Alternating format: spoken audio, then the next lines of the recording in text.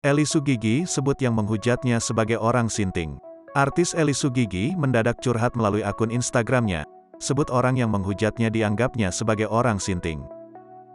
Belum diketahui pasti alasan Eli Sugigi mendadak curhat seperti itu.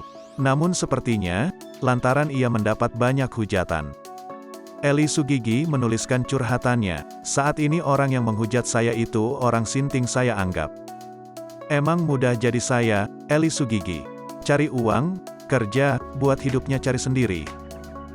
Sebelumnya, gegara penampilannya saat sedang berada di bandara, Eli Sugigi malah ditertawakan seorang petugas bandara.